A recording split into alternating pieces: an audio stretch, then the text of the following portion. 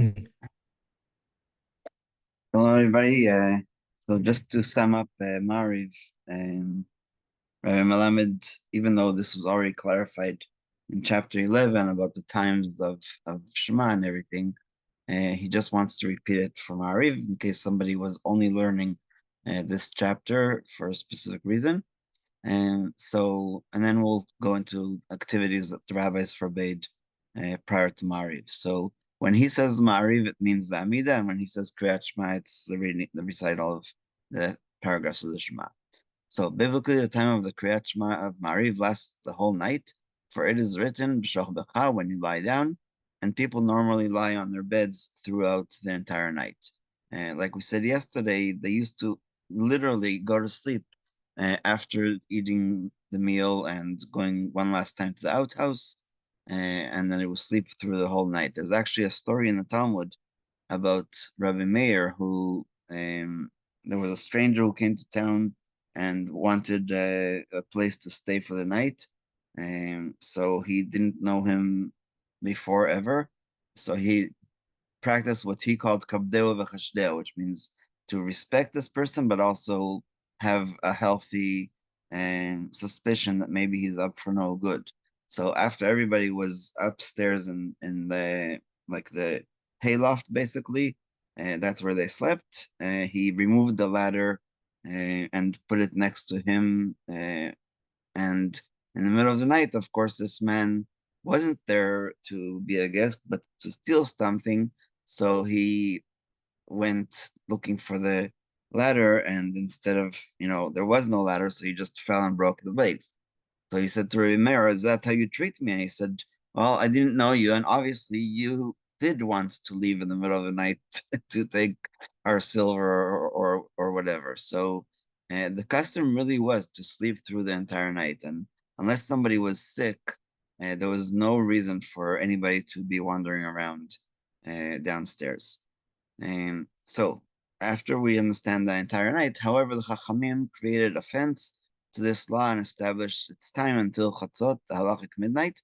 And I wanted to say that I remember this from a long time ago, that when we say halachic midnight, it's also halachic midday, because it's exactly half of each. And so in Washington, D.C., this afternoon, it will be at 1:12, will be midday, and tonight at 1:12 will be midnight. Um, and in Fredericton, because I guess we are getting days shorter, and this afternoon it'll be 1:30, but tonight it'll be 1:31. So it's just, we have to be aware of that, because nowadays we do have customs to stay up a lot more than we would in the old days. And the idea of creating a fence is because if you come back from a wedding and it's already 1 o'clock in the morning, if you say, I'm going to just lie down and close my eyes for 5 minutes and then I'll say Shema, guess what? You'll wake up 6 hours later and it'll already be sunrise. So that's why they created this fence and established the time. It's time to chatzot, so that a person won't postpone the recital of Kriyat Shema, then fall asleep and miss it. Nevertheless, b'diavad, which means if you had other circumstances and it did pass already midnight, but you're still awake. If the time passed and he did not recite before chatzot, he says it with its brachot before Amud Shachar, the dawn, since biblically the time to recite it lasts the whole night. So that's the basic halacha today, that we are allowed really to say it until Alot Shachar, which we discussed when we were learning Shachris. A person who found himself in circumstances beyond his control and did not recite Shema before Amud Shachar, so at dawn, has until Netzach Hama, the sunrise, to do so. And so he's still, because that really is morning. And these times are clarified earlier. When reciting Shema after Amud Shachar, this is the big difference. It is said with only 3 blessings, meaning the 2 before Shema and the one of Gal Yisrael after Shema. Without Birkat Ashkivenu, for since Amud Shachar already arrived, it is no longer considered a time to lie down. And if you remember, we said either yesterday or the day before, it had to be yesterday because the day before we didn't learn, we said that if somebody um, works all night and like a night shift, and then sleeps during the day, he doesn't say Birkat Ashkivenu because it's not the time that normal people lie down. So Ma'ariv, meaning the Amida prayer, may not be prayed after Amud Shachar at all, because was instituted for the night, and after the break of dawn, daytime has already begun. And even in the temple, even though they weren't allowed to bring the Tamid offering yet, at Amud Shachar, there would be somebody who would wake up the Kohanim to start getting ready for the service. So during the time between dawn and sunrise, they would do the lottery for who's going to remove the ashes. They did the lottery for who's going to do the ketoret. They did the lottery for who's going to light the candles of the menorah. And they had to wash their hands and feet, and they had to obviously also go to the bathroom, etc., etc. So all these things took time, and so that time between dawn and sunrise is still okay to say the Shema, but not the Amida. And now, last but not least, lechatchila, it is preferable to recite the Shema and pray Ma'ariv immediately after Tzedakah Chavim, after the three medium stars are out. For those who are expeditious, perform mitzvot early. So it's called Zrizim Makdimim. Um, and that's why there's a lot of people communities who do circumcisions first thing in the morning after shacharit, um, even if it's like 7 o'clock in the morning. If people can come at 1 p.m. for a party, they can also come at 7 a.m. For davening. However, someone who is engrossed in Torah study is permitted l'chatchila to delay his prayer until after his learning. So let's say that you have a set time at 7 p.m. to learn Torah, and in the summer 7 p.m. is still not the time to pray Mariv. You can still continue, as is done in many yeshivot, where it is customary to pray Mariv at the end of the afternoon learning session and not immediately at Tzedakah Chavim. And that will lead us to the next paragraph, the last paragraph of this chapter, about forbidden activities prior to praying Mariv. Because in the yeshiva that I went to in Shalvim, dinner was always at the same time, Mariv was always at the same time, and Mincha was always at the same time. So if you worked with the schedule of everybody around you, you didn't have there was no fear that you would miss Keriat Shema or Mariv or Mincha or anything else. So that's why we'll talk now about eating.